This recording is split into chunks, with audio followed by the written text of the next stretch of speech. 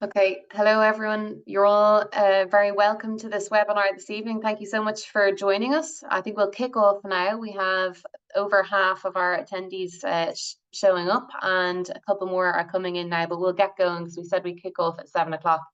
We have more than 80 people registered tonight, and it's brilliant to see such interest in the Harbour Masterplan, and that's what we've seen so far from the very start of this consultation. So my name is Ruth Doyle, and I'm here with my colleague Marie Gordon from MCO, and we're going to be chairing this evening's session. We are managing the public consultation for the Harbour Masterplan. So if you want to go to the next slide, Marie, there, and I'll give an outline of what the structure of this evening is. So basically, this evening is really all about you guys listening from the project team and understanding a little bit more about the harbour, the site itself, and what the master plan is intending to do, and why do we need a master plan, and what kinds of ideas might it contain. So Ryan is here with me, and he is the operations manager of Dún Laoghaire Harbour. So he's representing Dún Laoghaire-Rathdown County Council, and he is managing the project. So Tim is going to give us a deep dive into everything about the harbour and what the master plan could be and what the draft aims we've in place for the master plan, and also talking about the site because it's a huge site both on sea and on land. So giving you a sense of the scale of the land and some of the complexities around the different kinds of uses that are currently there and how we might think about those into the future. So after Tim gives that outline, we'll move on to Casper Lindskog. Casper is from Arrow Architects, and they are leading the design consortium. So Casper is going to talk a bit about who's involved in that design group, some of the previous work that they've done that they will inform how they look at the harbour project, and some of the kind of inspiration that they might take from that for the harbour master plan design. Then I'm going to say a couple of words on the types of ways that people can make submissions and some of the activities that we've been carrying out so far and over the next couple of weeks for the consultation. And we will be posting, a link to the Citizen Space page where all the consultation information is available and the online survey is there. And really today is, as I said, it's all about understanding the project, the possibilities and the challenges. And then from that, developing that understanding, we really strongly encourage you to go online and to make a submission. It's an online survey. It takes just a couple of minutes, but hopefully after listening this evening and putting questions to the panelists, you'll get a better sense of the project. You want to go to the next slide, Marie? I'll just talk a little bit about how people can ask questions. So hopefully whoever's here is familiar to some degree with Zoom. So there is a chat function in Zoom. It's the little speech bubble, and it's down on the bottom bar. It's in white on the bottom bar of the Zoom screen. So if you click on that chat function, you can see a picture of it there. You can type any questions or points that you have for the speakers into that chat, and we'll take most of the questions, or we'll go through most of the questions at the end. But if the questions arise in the middle of conversation and you want to just get it out there, please do put the questions into the chat function as soon as you think of them, and then we'll collate them and group them and go through them towards the end of the session. We will hope the session will be over after about 45 minutes, and we'll see how we go, and we'll try to stick to that. And just to note, the session is recorded, but the attendees here won't be visible, and neither will your comments. So it's all private. It's just to record it so that it is a resource online for people who want to listen back and learn more about the master plan project. So with that, then I will hand you over to Tim, who's going to give you the background on the project and start telling you all about what the master plan is aiming to do. Thank you, Ruth, and good evening, everybody. As I said, I'll run you through the background of the master plan and a little bit about the harbour, and then we'll go from there. So what is a master plan?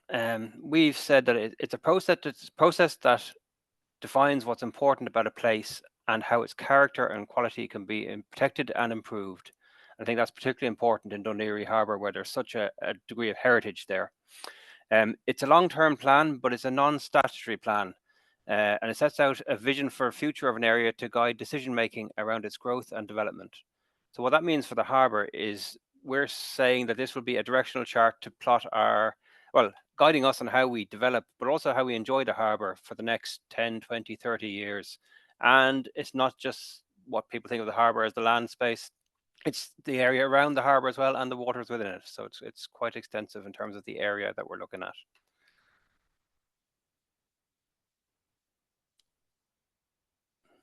Can you move slides, please?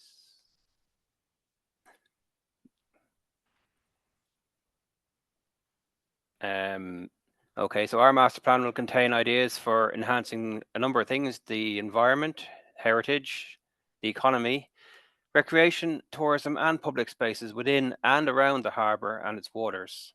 And it'll contain a number of short, medium, and long-term actions or projects to achieve those improvements. Why do we need one? So many people will know the harbour has had a number of custodians over the years. Originally, the Kingstown Harbour Commissioners were put in place to construct the harbour and ran it for a good few years. Transferred then to the Office of Public Works, the Department of the Marine, and then the former Dún Laoghaire Harbour Company. And in October, actually 5 years tomorrow, the Harbour Company was dissolved and transferred into Dún Laoghaire-Rathdown County Council. So this is a county council project. We've now procured a design team to produce a master plan for the harbour to guide both its operations and its developments into the future. The team involved in this, it's a Dún Laoghaire-Rathdown County Council project with support from Fáilte Ireland. So Fáilte Ireland see the tourism potential in this project and have kindly supported it. Then we have quite an extensive design team led by Arrow Architects, and we have Casper this evening from Arrow. They're the lead architects on the project. We have another Danish company, Slet, who are involved in the urban design side of things. Then we have a number of other companies below it. MCO obviously looking after the communication and consultation, and they're here this evening. We have McCutcheon Halley planners, Carrick on the heritage side, DBFL on all the engineering, transport, water and drainage, and ERM on the ecology side. So quite a large project team, and they are all appointed at this stage, so they've hit the ground running, as it were. This is a timeline of where we are and where we want to go. So we're at the very start. We're at the ideas stage, the pre-draft consultation, we call it. So we're not coming to people with predetermined ideas or sketches or drawings or anything like that. We are looking for ideas. We're looking for what would people like to see in the harbour. That will all be collated by the MCO team and then delivered to the design team. And they'll start developing visions and options, and we'll do some reviews of those, with a view that late spring, early summer next year, we'll have a draft master plan that we will again publish and go out to consultation on. And that's not the final one. That's just, it's an initial draft, and it'll allow people to give their views on whether they like it, whether it'll work, whether it needs to be tweaked or adapted. And then the final master plan report will be published around this time next year. So it's probably a 12, 14-month process. We're a good month into it, if not 2 months at this stage. So we aim to have the final master plan report, I say, roughly this time next year. And then once the master plan is completed, what will happen? So this plan it's a visionary plan and a spatial kind of a document. We're not going as far as detailed designs for buildings or anything, or for planning permission or foreshore consent at this stage. After the master plan is produced, we will end up with a number of projects, somewhere between probably 10 and 15 projects, that we will then go and secure funding, investment, partners, depending on the complexity of the project. We'll then go out and get detailed designs, get our planning permissions and our foreshore consents if they're needed, and develop those projects then. Again, some will be short-term, some will be medium-term, and some will be longer-term visions, but we'll be doing it all with a view to the long-term aspiration, the long-term goal, which is what this document will be all about. The master plan, while I said it's a non-statutory document itself, it will actually feed into the county development plan when that is ready for a review, and into a future Dún Laoghaire local area plan when that comes up. So the context then, a little bit about the harbour. There's planning context. So from a national basis, there's the National Planning Framework and National Development Plan on land, and then on water, there's the Maritime Area Planning Act, which came in a couple of years ago, and basically it's the first time, I suppose, Ireland has started looking at planning in the marine sphere. And they're doing it in a similar way to what they're doing on the land, where there's a national development plan and then local area plans and that kind of thing. There's national ports policy, which basically designated Dún Laoghaire Harbour as a port of regional significance rather than one of the tier 1 or tier 2 national ports. And that came out in 2013, and that was what basically led to the transfer of the harbour into the local authority. So that's the national side. We have the regional planning policy, which you're looking at things like the regional spatial and economic strategy, the county development plan. There is no local area plan for Dún Laoghaire. What there is an interim Dún Laoghaire urban framework plan, which is part of the county development plan. And this master plan will feed into all of those when it's finished.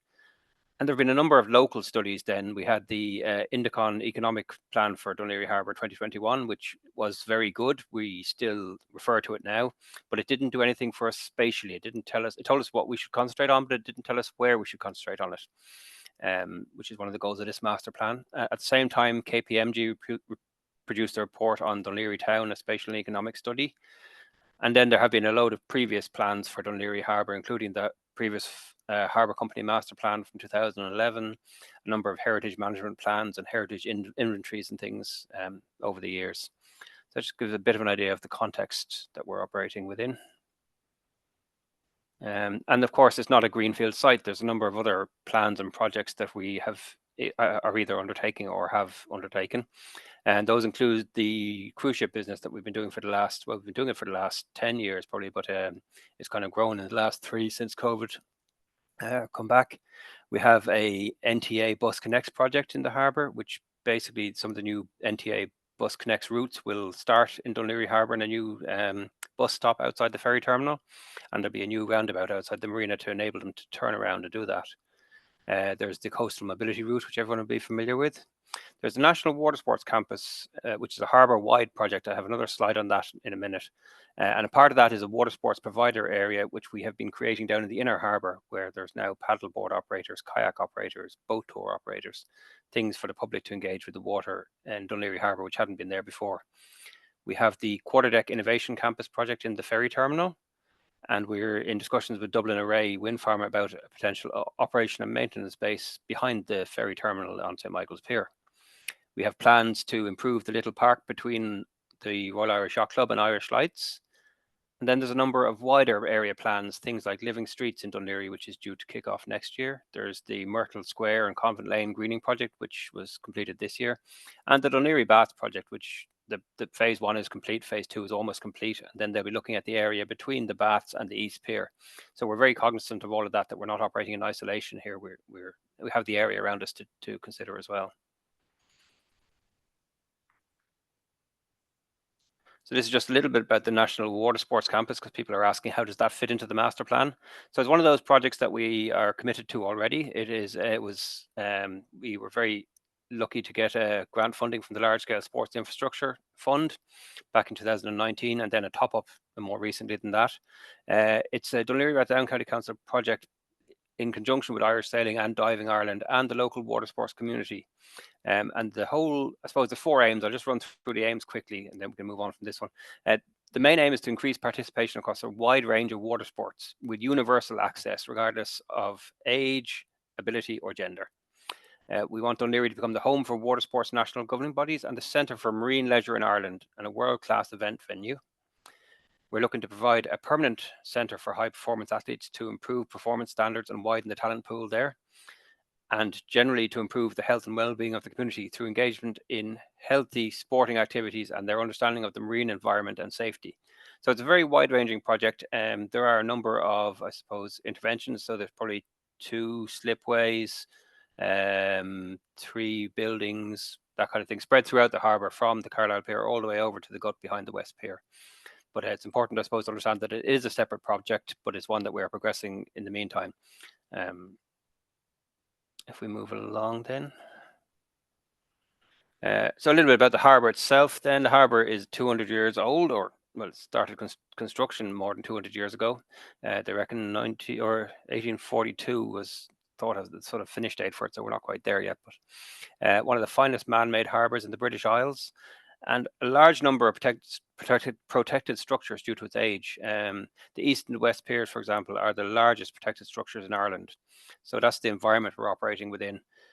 The harbour itself has about 50 acres of land, but 200 acres of water space. And for the first time, because of that Maritime Area Planning Act I referred to earlier, we're intending to include the water space in Dún Laoghaire Harbour within this master plan. It hasn't been done before, other than for individual projects like the marina and things back in the early 2000s. So it's a new addition. And the project team, when we kicked this off, we decided to come up with a number of objectives basically to guide our initial work. So I'll go through these objectives, but this is the goal that we're working to at the moment. Starts with inclusivity and accessibility, making the harbour a more inclusive and accessible recreational amenity for the enjoyment of everyone. So that's kind of an all-encompassing one. Movement and connectivity, improving connections between and around the harbour and Dún Laoghaire town through placemaking, design and integrated sustainable mobility. Anybody who knows trying to walk through the harbour from various areas to other areas, it can be difficult at times. It can be difficult to cycle between them and even drive between them. So we're looking at improving that whole connectivity. Heritage and tourism, making the harbour a world-class destination offering new and enhanced attractions, and very importantly, rooted in its distinctive heritage and character. So obviously, the harbour is an attraction in itself, but this is the bit the Fort Ireland are most interested in, I suppose, is what potential do we have to upgrade that a bit. And you'll see that in some of the opportunity sites that we look at later on. Business and growth, supporting and promoting existing mixed uses, whether they be maritime, recreational, fishing, commercial services, while fostering new economic, community and tourism opportunities. It's an important element because there's an awful lot of upkeep in the harbour. We spend a lot of money every year repairing the piers, the walkways, the railings, everything. So we need a form of income to be able to cover all of that. Then we have regeneration. So we're looking at rejuvenating and repurposing the former ferry terminal lands and other opportunity sites through appropriate sustainable development for public, visitor and commercial needs. So we'll go through the various sites that are available to us later on in the presentation, but obviously the big one is the ferry terminal, that whole area around that, how we can regenerate that. Climate, building climate resilience through the climate adaptation and mitigation measures and adoption of circular design principles. So that's very important. Obviously, as part of the repair work we have to do every year is increasing because of the damage due to the climate. Climate change, increased storms, increased ferocity of storms. So building in measures to try and reduce that where possible will be important. And then landscape and environment, maintaining and enhancing blue and green assets for biodiversity and generally healthier public spaces around the harbour. It's always an important goal to include.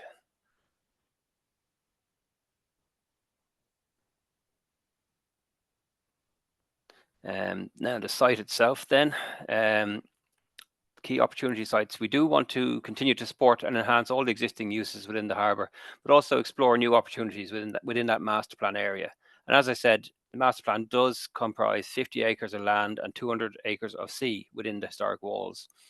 Some of that land has long-term tenants or is privately owned, and we can't do a lot with that, but there are significant opportunity sites in between and around those areas that are privately owned. Those sites can be repurposed for different uses, and that could be recreation, heritage, tourism, accommodation, or commercial, or a number of other things. So we'll just have a look at some of those sites. This is a map we created, MCO created actually as part of this consultation process, and it asks some pertinent questions. How can we better organise the use of our water space? What do you wish you could do in the harbour but you can't? How can we reimagine the underutilised areas of the harbour? And how might we make our harbour a top tourist destination? The other thing you'll see within this is it shows the key water spaces, but it also gives you an indication of the key opportunity areas. And I won't go into detail in them now because they're listed in the next slide or next few slides. But it just gives people an idea of the sort of scale of what we're talking about here. So key opportunity areas. There was a list. We'll not go through the list because well, it's no point. We'll go through the photos. It's the same thing. If you can skip, yep, perfect. So starting at the East Pier, we have the East Pier Battery Complex. So it's beautiful old structure, was used originally for defensive purposes and then as a lighthouse keeper's dwelling and that. It's structurally all there, but it could be enhanced quite a lot without losing its character and its heritage to form a better tourist attraction. So that's one of the areas we're looking for ideas for. So if people have seen anything in Ireland or abroad that could work, they think that could work here, please send us in links or photos or just ideas around that. Be very, very welcome. If we flick on to the next one is what people will know as the old Navy berth, or berth 1 on the East Pier. It was used when I joined the harbour back 13 years ago. It was occasionally used as a berth for the Navy, but due to structural issues, this no longer is, so it needs to be redeveloped as something. So again, ideas for what we could do there would be very welcome. Then we move into, no, go back, sorry. There's a large green strip along the left-hand side there. If anyone tries to walk from the roundabout at the bottom of Marine Road to the East Pier, you'll know that the footpaths and the roadways are all very disjointed and all over the place. A lot of them are there because that's what was needed for a previous ferry, or there was a route going through somewhere in the past. But it doesn't help with accessibility. Lots of different widths of footpaths, different surfaces and things like that. So we're looking at the whole connectivity around the harbour, and that's an example of where we're looking at there. And then we have the base of the Carlisle Pier as well. We include that to see if we can do something better with that area. Now, if you flip on to the next one is the biggest site, which is the ferry terminal and the former Stena HSS vehicle compound. And we have both sides of it. We have the vehicle compound on the west side, but we also have what was the old berth 4 ramp area on the east side. So behind the plaza or the underground car park, there's an old roadway there that was used to access a ferry on the Carlisle Pier. It's no longer needed. But that's at the base of Marine Road. That could be a really nice public area. So again, if people have ideas or suggestions for that area, we'd absolutely welcome them. If we move on to the next one, then there's a laneway which starts at Irish Lights and goes down to the start of what's called Accommodation Walk, or the Coal Harbour area. And that could be a lovely cycle pedestrian route, which would take people off that difficult Crofton Bridge at the top there. So again, any suggestions or ideas for that? And we have the Coal Harbour Water Sports area then, which is the sort of car park that you see there. Now, we're not suggesting we change that completely, but as part of the water sports campus, there's some interventions there, like wider slipways and things that we need to include in the overall plan. So we have that area too. But again, if there's things that people have seen abroad that they'd like to see, an activity that you can't do here that you could do abroad, and it might translate, then please do send them in for that. The next area then is what's called the Gut, which is the area, I guess, from where you see the sailing schools there all the way to the beach, the Sea Point beach. Quite a large area. There's an old disused car park there. There's a lot of industrial stuff, and there's a park behind it as well. So again, this area has been largely unloved for years. So we've included it in this master plan to try and come up with a vision for the future. It's definitely underutilized in terms of what it could be, and stunning views and things from there. And the last image, I think, is the water space within the harbour. And this is really just to show that we are considering this. So again, things we're looking at here, are there activities that people would like to do that they can't? Are we using the water space in the right way, the different areas in the right way, or should we consider rejigging them? Should we look at different, I suppose, different uses in different areas, and potential conflicts between the different uses as well? So we're including that whole water space in it for the first time, which is quite exciting to be involved in. I think that's me finished up there for the moment. So I'll hand you over to Casper now from Arrow Architects, and he can talk you through the design team and some of the process that they'll be involved in. Thank you, Tim. Hey, Tim, I might just is it okay if there's just two questions that I thought I'd put to you now, Tim, Sure. just while we're in the space, and then we can come back to the others at the end of the presentations. But there was a question on whether or not the status of the port under the National Ports Policy dictates what can or can't dock at Dún Laoghaire. So this person's just interested in understanding, they say, the possibilities for ferry routes. So I think they're just wondering about, No, it doesn't. No, it doesn't at all. No, it's more about the importance of a port to the national maritime, I suppose, things like imports and exports and that. So obviously the tier 1 ports, Dublin and Cork, it very much doesn't dictate what can and can't dock there. That's down to port infrastructure itself. So another good example of a local port that was in a similar area to us would be Galway, Dundalk, Drogheda, New Ross. They all take shipping in. It's a change of ownership and a change of focus, I suppose. But no, it definitely didn't get down to that granular level of detail in terms of what can or can't dock there. And so could a ferry come back to Dún Laoghaire? In terms of the port policy, yes. Do I think it'll ever happen? I very much doubt it. You'd have to have a new operator who would be competing against a lot of seasoned operators. Ryanair and cheap airlines have come in the meantime. Fuel prices have gone extremely high. So it's not as profitable as it was. So it'll be quite a challenge for a new operator to come in. And I've been in this, I suppose, or considering that point from both the harbour company and the local authorities' perspective. So, but technically it's possible, and the port's policy wouldn't preclude it.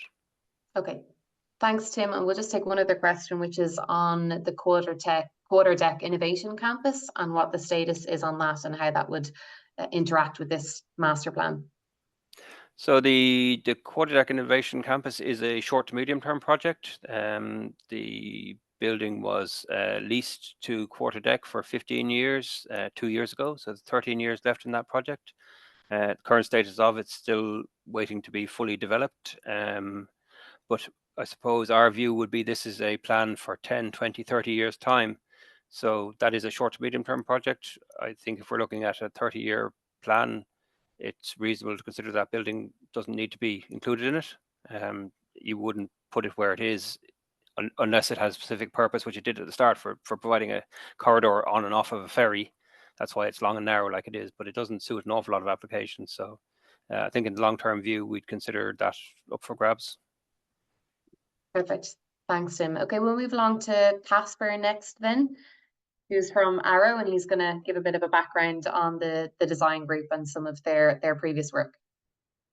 Thank you, Ruth. Hey everybody, so I'm Casper, as we were saying. I'm leading the process here of the design team. I just want to introduce you a bit about the background. So Arrow Architects is based in Copenhagen, which is also some of the pictures you see on the screen.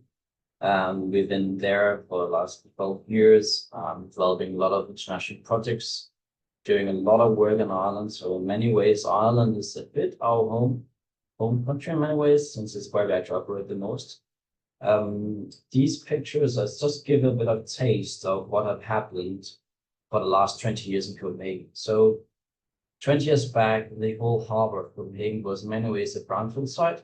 It has paced and speeded up significantly and created some of the, I would say in all modesty, some of the best planning and urban design across the world. And there's always some of the images we're looking at here. It's a harbour that is breathing, it's a harbour that's living, and it's offering also a lot of space for people to use for creation, but it's also space for public transport, public movement, and a really place for the city to embrace in all these possible ways. So it started as a vision. It started in many ways in the same way that we're going to start to work on Dún Laoghaire, from the initial ideas, scenarios of what it can become to what you're looking at in the image, which is right now a really, really active part of the city of Copenhagen. So we are there, we're based there, and together with us, we brought Slits, which I will introduce on the next page, who they are and why we brought them part of the team. So Marie, if you take the next one, please. So this is just to give a bit of understanding of who will lead the design team and the vision of the master plan in conjunction and together with Tim and the rest of the Dún Laoghaire-Rathdown Council. So on the left-hand side is it's our key project. It's on the North Docklands in Dublin. It's Dublin Landings and Quayside border. It's a big mixed-use development. When we started that project, Arrow Architects for approximately, that's nearly 10 years back, it was literally a brownfield site across Dublin and has many ways become a pilot project for urban developments in Dublin. And now it's a fully inhabited, fully used, and it's really, really a thriving community in Dublin. So this is one of the projects that we engaged on later in the process. We have been are now involved in Connaught border and these borders. So some of the largest schemes across Ireland. And then we brought international specialists, but Copenhagen-based specialists on board of the team, and they're called Slits Architects. So on the picture on the right-hand side is the North Harbour in Copenhagen, which is maybe the main transformation of Copenhagen Harbour, and they have led that process throughout the last 10 years. So they are, anyway, the specialists, and they have the know-how to actually transform harbours. They know restraints, they know the constraints, they know the possibilities and opportunities, and how to achieve the vision and put it out to reality. So I think we put together a really strong team that has local knowledge and has some of the best national specialists. So ourselves, within Arrow, we have been operating in Ireland for 20 years. We had a studio for the last 5 years in Dublin, we're sitting down in Luton Street. And myself, just to kind of highlight that, I lived in Dún Laoghaire for nearly 9 months. I was really, really pleasant. So we have with a lot of understanding of Ireland, of Dublin, of Dún Laoghaire, both from personal and also the experience within the company. So the process, take autonomy, that we're going to start now, and we have started for the last couple of months to build the info, is actually starting to shape the whole idea of the vision. That's, I think, where this is one of the sessions that hopefully will give us a lot of ideas of what everybody wants within the harbor, or how can we actually create a harbor that embraces the public, embraces the community, and really kind of gives an opportunity to evolve all the time. So hopefully we'll get ideas, we'll get the vision, and that will shape rather scenarios that also hopefully can kind of create the future of Laoghaire Harbour. So these are just a couple of words that I think is going to be really important, and which is really important for us to shape the vision in terms of enhancing able people to come into and engage in the wider context. So that's a bit of the process. Within the next year, we'll be developing several scenarios, and that will be taking stakeholders and doing various sessions to ensure that the vision will embrace the local community. Everybody will be on board of this as a part of a joint venture. So I think that's a bit of the design team. Of course, you have any question, I'll be happy to answer.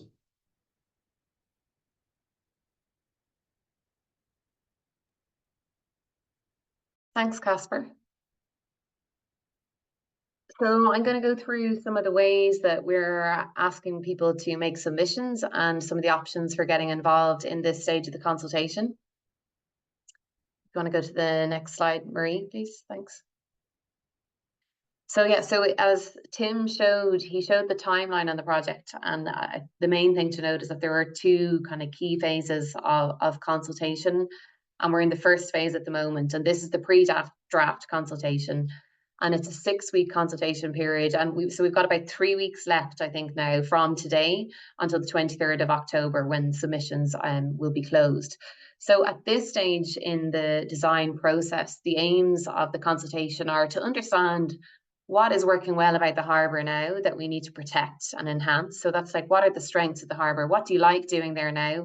And maybe it could be made a little bit better with a few small changes, but we need to really just identify what's great about the harbour. There's lots of brilliant stuff about the harbour now, but we want to know what works well now.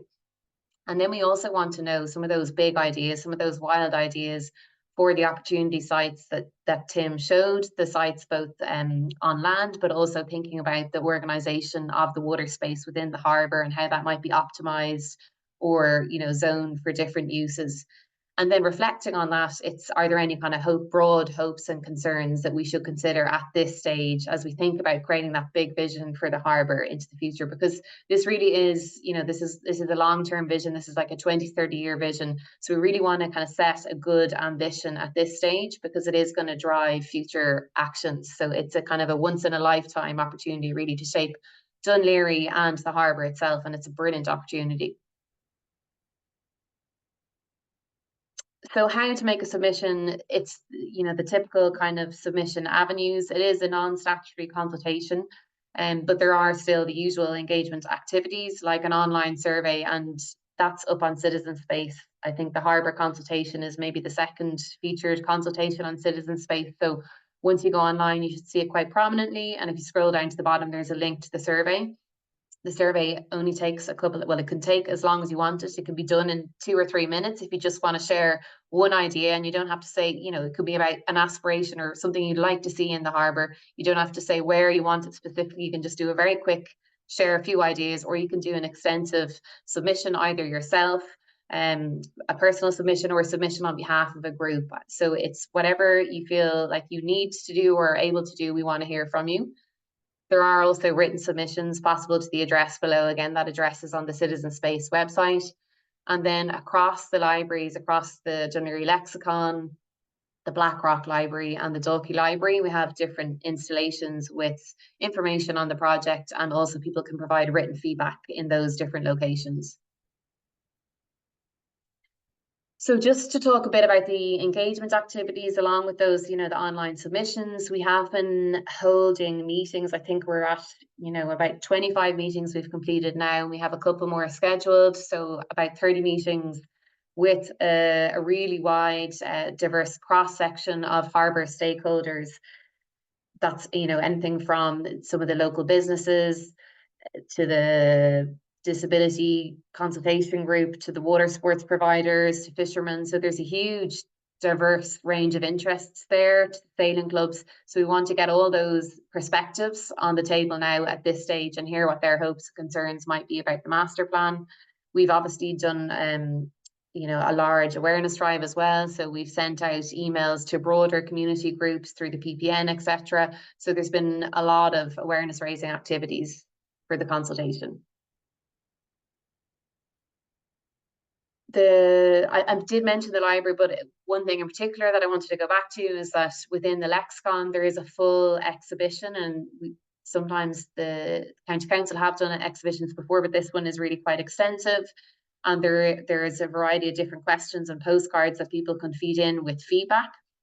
Within the lexicon itself as well, there will be a particular youth activity in place for the open house festival, which is on the Saturday 12th of October.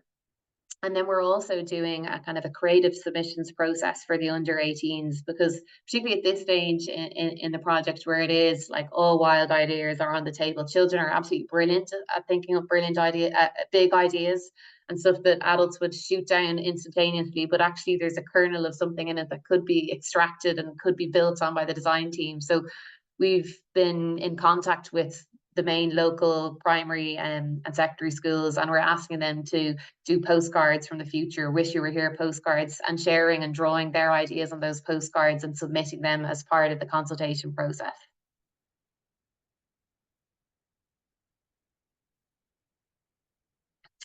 And I mean, just, this just some imagery really from the lexicon library to show some of the artwork and some of the prompts and the sort of points of interest there during the consultation, that so hopefully people will see it and start thinking. We did have a boat tour, so this is something in the past, so hopefully some of you may have been there, and I'm sorry if you weren't. It was a very interesting and fun activity for everyone there. We had 5 trips, and each trip had capacity for 100 on board. I think ultimately over 400 showed up. So this was basically an activity where everyone got to go on the boat, see the harbour from a different perspective, see it from the water, because as Tim mentioned, one of the aims of the master plan is that more people actually get onto the sea and have access to the water. So in spirit with that aim, we held the boat tours, and hopefully people who were on board with that told us some ideas, and they'll make submissions afterwards. So these are just some awareness raising activities that we've been carrying out with the Deal Over Time, social media posters, etc. And anyone who's here, we'd encourage you to say it to your friends, and even, WhatsApps, school WhatsApps, any community WhatsApps or neighbourhood WhatsApps you're on, please share the link to the Citizen Space page. Okay, so with that, there's just some imagery that we've prompted to inspire some ideas. I might just go to some of the questions that we've received. So, I think that's where I end there. So I might go back to some of the questions that came through, and I think quite a number of them are actually for Tim. And one question I see here was, there has been some discussion about having a small naval base in the harbour. If this was to be put in place, where would it be situated?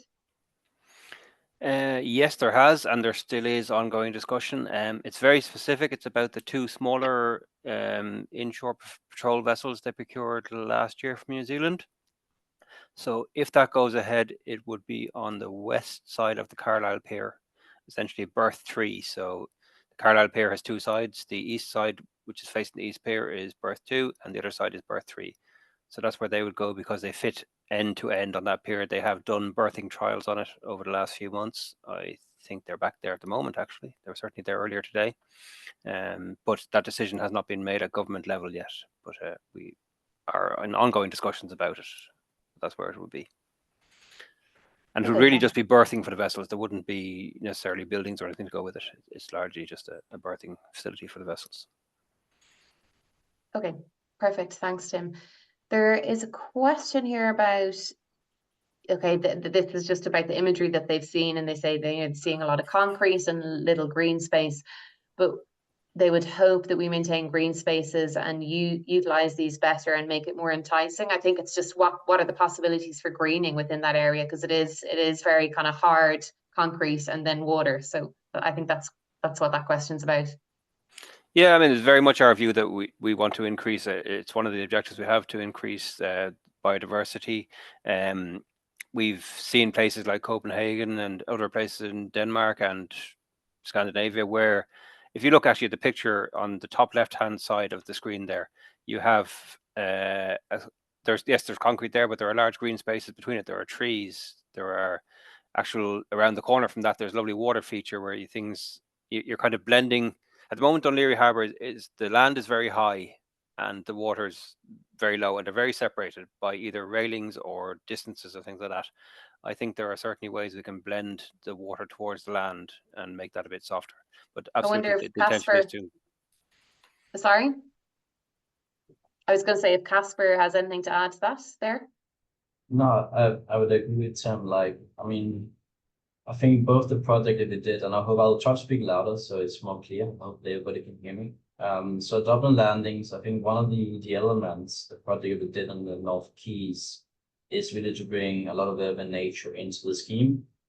And it awarded for best placemaking in 2021 by Dublin City Council, and it is really a predominantly green space. So everything we tend to do is really based upon bringing green and blue into the projects. I mean, there will be no difference in the project we're doing. So I think there's definitely many ways that we can evolve and create a really, really nice scheme that both have mitigation and also works with microclimate and biodiversity. So that is something that we are very aware of at the moment, and try to assemble and get a lot of information on how to do that, creating a solid background understanding into visions for the project. Okay, thanks, Casper.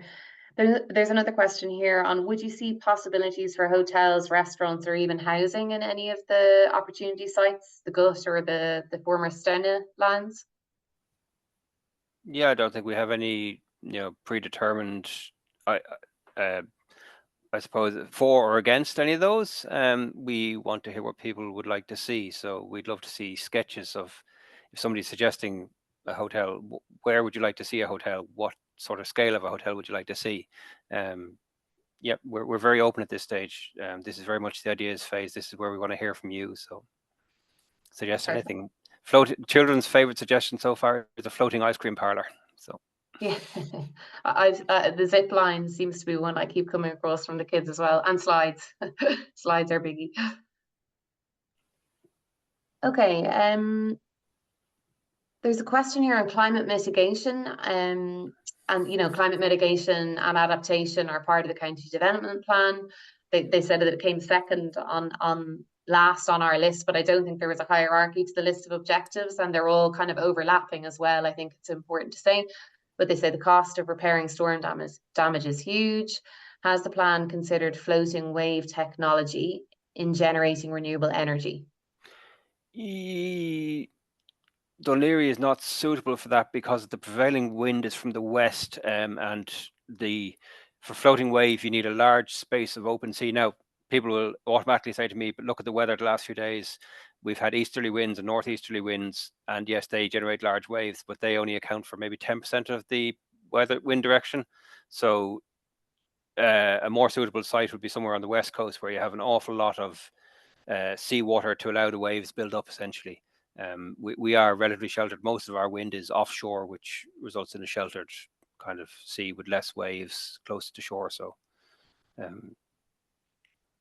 okay, thanks, Tim. Just in the same kind of environmental theme, there was a question on, is education an objective of the project? And trying to think back on them, it might come under the kind of the greening and the kind of connection to the environment. I think there is something broadly around that, but wondering specifically, is education an objective?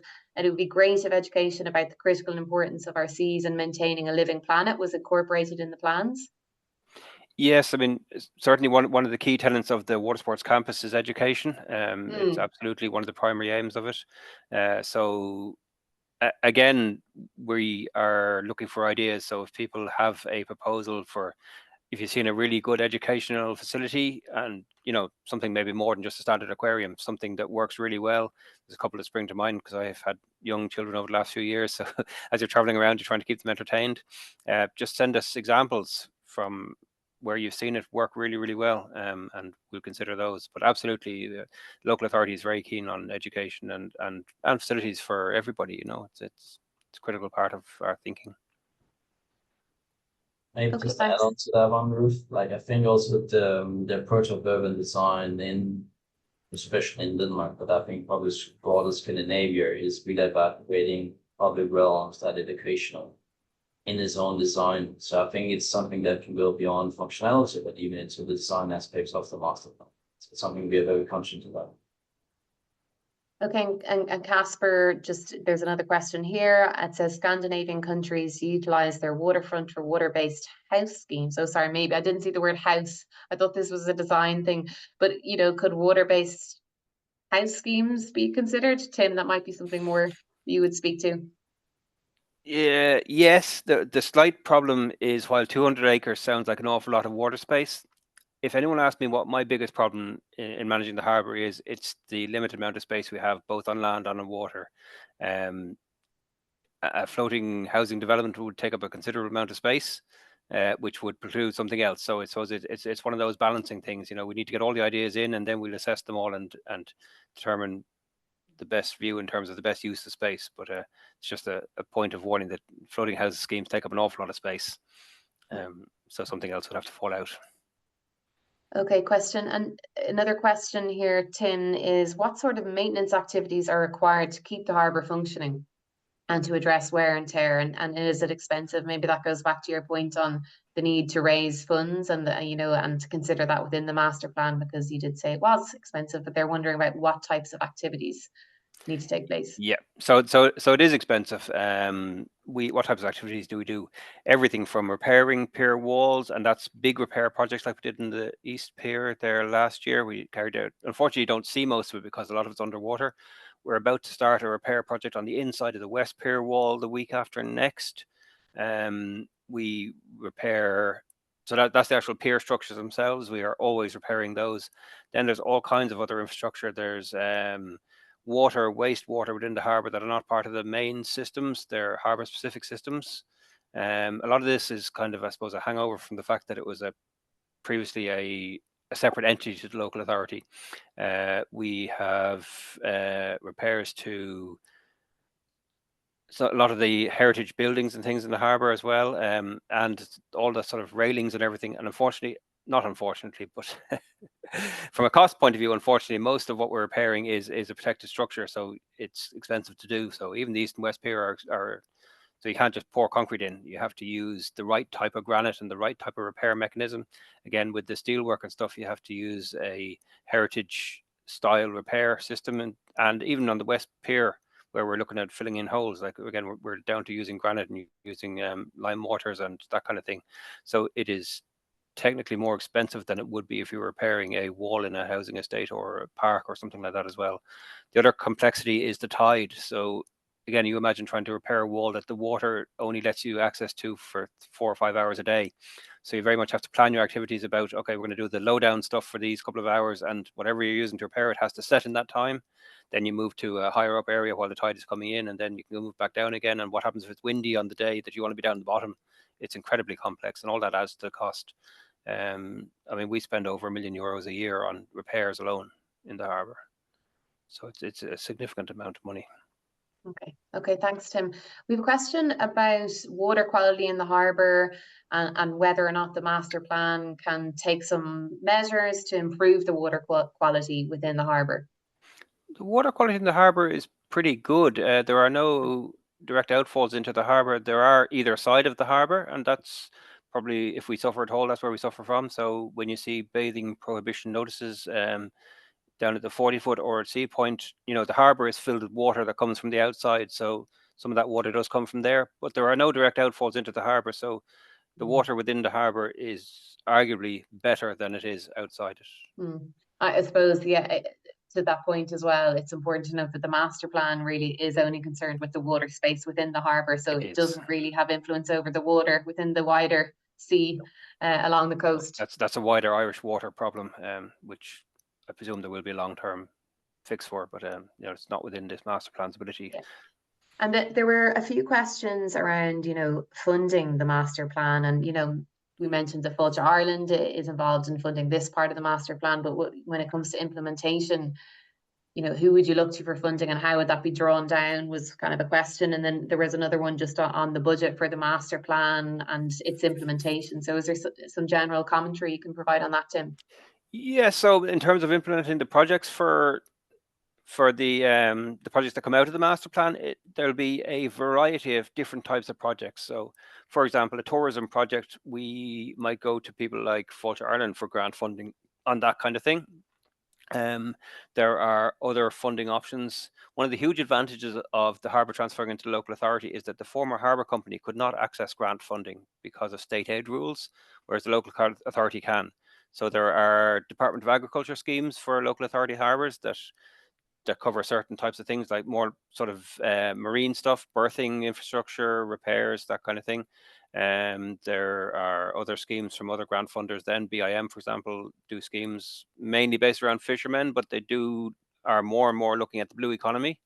So they're promoting some tourism aspects as well.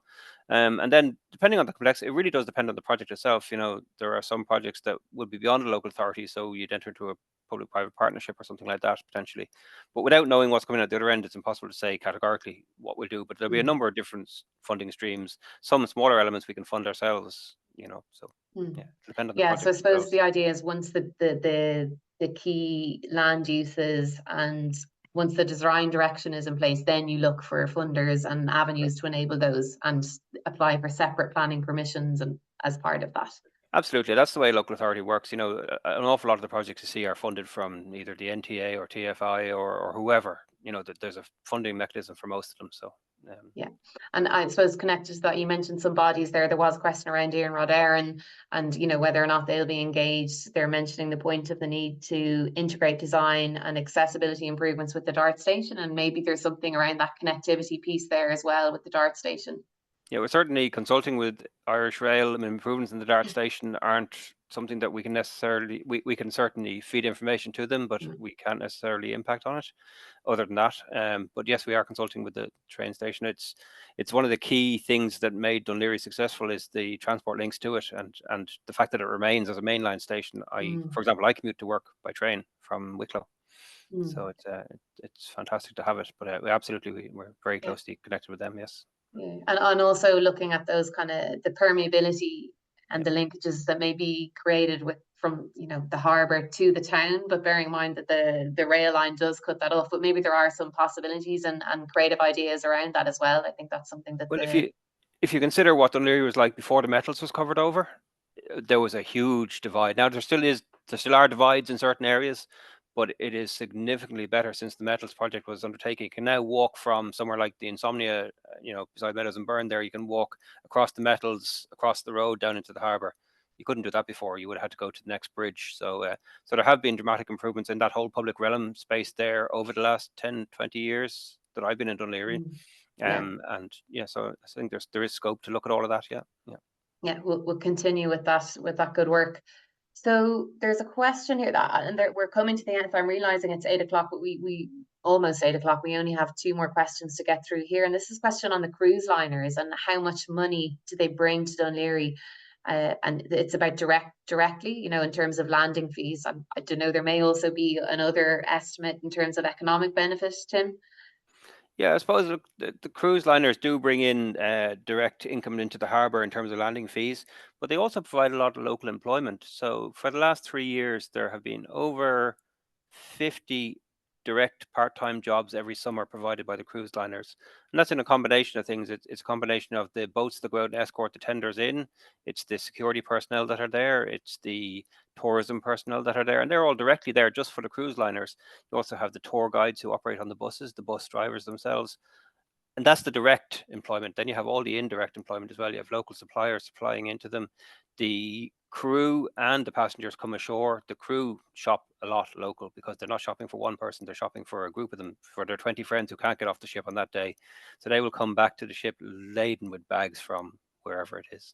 But all local stuff because they're carrying it down the road in down Marine Road. You'll often see it. So it is beneficial. It also, I mean, the cruise liner income is ring fenced for repairs and investment in the harbour. That is what's paying for this element largely of the master plan. So it gives us an income stream that we wouldn't previously have had. So there's a number of local benefits to that. And yes, some people do get on a bus. It's not everybody. It depends on the size of the ship. But, you know, somewhere between 50 and 60% of people do get on a coach tour. But there's an awful lot of people who don't, who go out that gate, particularly on a hot day. And we're strongly connected in with both the Chamber of Commerce and the Dún Laoghaire Business Association, trying to improve the local benefit in terms of the shops and the facilities and the tourism around Dún Laoghaire. All of our branding in the harbour is about local tourism and local opportunities and local facilities. We don't promote anything nationally inside the harbour, and I think that's incredibly important. So, okay, and I suppose there's been a couple of questions on that theme as well, and we're going to finish up with these ones. I'll get Marie to stick the link to the citizen space there now before we close out as well. But there's a question on, you know, the maritime history of the harbour and whether or not a walking tour. Sorry, the screen just jumped, but I think it was around, you know, walking tour QR codes that would be accessible. Has that been considered as part of the master plan? And you might speak to this, Tim, but I know that there are various initiatives already in place, and I think there is a maritime heritage trail there and other ambitions that Dún Laoghaire has around that. And there's also a question about a marine interpretive centre for education about the sea as a historical, food and climate resource of importance to the area. So you might comment on those two, please. yeah, certainly there is a Harbour Heritage Trail, kind of starts at the Victoria Fountain. You will recognize it because all of the plaques and things are in a black color. So the seat beside the Victoria Fountain is the first one. There's another one at the Carlisle Pier, and then they start from the Pleasure Garden down to the bandstand at the East Pier. So that's there already. There are a number of third parties who do heritage walks in the harbour, particularly during Heritage Week every year. And that's something that we absolutely will encourage. One thing that I suppose we recognise we're not great at in terms of that is disseminating that kind of information to the public. So we are looking at ways that we can do that, whether it be through screens like you'll see at the Baths or the Sandy Cove, or just better communication throughout. So that will, I don't know, it's necessarily going to become part of the master plan, but it is something that we are aware of, and we will work to promote more of that. Marine Interpretive Centre, absolutely. Again, you're back into the educational side of things. Yeah. Please do submit these ideas, though. It's very important that people, while you're writing the comments on there, it's very important that you do submit them into the master plan process for them to actually make it through there. So, yeah, exactly. And Marie has shared the link there. So, and as I said before, it can be a 2-liner submission, or it can be a longer one if you've worked up your ideas further. But all the ideas now are really useful to us and really valid. There was a question on if there's going to be a cap on the number and size of ships, or anything around the volume of ships coming in, and then I suppose the related tenders. Well, the size of ships that come in is limited. It's limited by the size of our piers and the depth of our waters. So we don't take in large ships. The biggest thing we take in, it would be one of the very, very, very small cruise liners. That's about the absolute maximum. But the vast majority of our shipping is half that size. It's Irish Light, Scráinne Whale, Navy, and smaller survey vessels. So by the nature of the harbour, it can't take in very, very large ships. So the cruise ships don't come anywhere near us. Their guests are tendered in from the Dublin port anchorage. So it's kind of a self-policing thing. We only have, really, in the summertime, we only have 2 berths, berth 2 and 3. Those are pretty busy during those times, but like we don't, again, Dublin port has, I don't know, 20 something, 30 something berths. We don't have anything like that. You know, we are very, very small in terms of shipping, in terms of the harbour. But that's what the harbour was originally created for, was a port of refuge for Dublin port, you know. So there had been shipping from the very early days. So we continue to have a small amount of it. There's always been 2, 3, 4, 5 berths in the harbour. We're down to 3 now. Right, Tim. Okay, we've covered all the questions there, and I just say thank you so much for everyone joining us this evening, and we really hope that you learned something from it, and that you'll talk to your friends about the project and make those submissions. And we'll be the team at MCO, and together with Dún Laoghaire-Rathdown and the wider team, will be evaluating the feedback and looking at the responses that come through. And there will be a kind of a standalone consultation report produced from this phase of the consultation before Christmas. So we will be putting that up online, and hopefully anyone who made a submission will receive that. You'll get an email when that's produced. So keep your eyes open for that, and go online, click on Citizen Space now, and make a submission, please. And thank you for joining us on the useful questions.